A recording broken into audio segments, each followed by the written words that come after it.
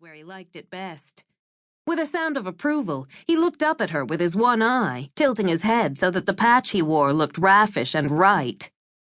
"Yeah, I'll feed you." Shelby pressed a hand to her own stomach. She was starving, and the best she could hope for that evening would be liver wrapped in bacon and crackers.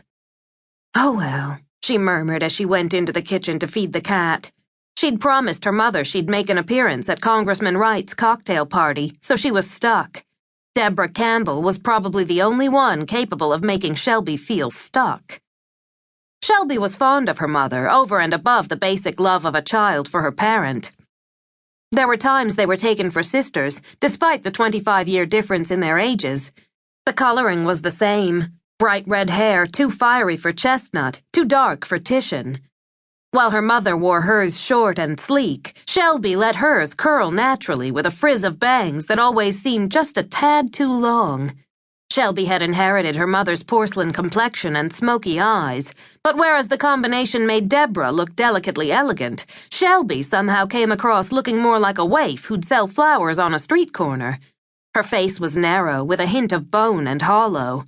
She often exploited her image with a clever hand at makeup and an affection for antique clothes. She might have inherited her looks from her mother, but her personality was hers alone.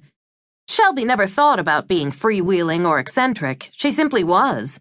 Her background and upbringing were lodged in Washington, and overtones of politics had dominated her childhood. Election year pressure, the campaign trail that had taken her father away from home for weeks at a time, lobbying, bills to pass or block. They were all part of her past. There'd been careful children's parties that had been as much a part of the game as a press conference. The children of Senator Robert Campbell were important to his image, an image that had been carefully projected as suitable for the Oval Office.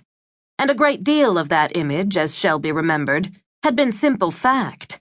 He'd been a good man, fair-minded, affectionate, dedicated, with a keen sense of the ridiculous. That hadn't saved him from a madman's bullet 15 years before. She'd made up her mind then that politics had killed her father. Death came to everyone. Even at 11 she'd understood that. But it had come too soon for Robert Campbell. And if it could strike him, who she'd imagined was invulnerable, it could strike anyone, any time. Shelby had decided with all the fervor of a young child to enjoy every moment of her life and to squeeze it for everything there was to have. Since then, nothing had changed her analysis. So she'd go to Wright's cocktail party at his spacious home across the river and find something there to amuse or interest her. Shelby never doubted she'd succeed. Shelby was late, but then she always was. It wasn't from any conscious carelessness or need to make an entrance. She was always late because she never finished anything as quickly as she thought she would.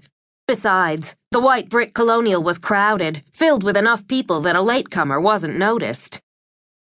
The room was as wide as Shelby's entire apartment and twice as long.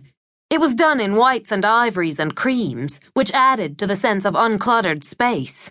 A few excellent French landscapes hung on the walls in ornate frames. Shelby approved the ambiance, though she couldn't have lived with it herself.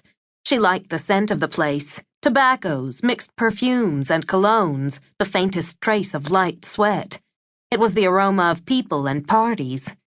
Conversations were typical of most cocktail parties: clothes, other parties, golf scores. But running through it were murmurs on the price index, the current NATO talks, and the Secretary of the Treasury's recent interview on Face to Face. Shelby knew most of the people there, dressed in thin silks or in tailored dark suits. She evaded capture by any of them with quick smiles and greetings as she worked her way with practiced skill to the buffet. Food was one thing she took very seriously. When she spotted finger-sized quiches, she decided her evening wasn't going to be a total loss after all. "Why, Shelby, I didn't even know you were here. How nice to see you." Carol Wright, looking quietly elegant in mauve linen, had slipped through the crowd without spilling a drop of her sherry.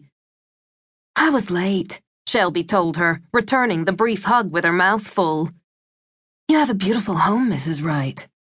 "Why, thank you, Shelby. I'd love to give you a tour a little later if I can slip away." She gave a quick, satisfied glance around at the crowd, the banner of a Washington hostess.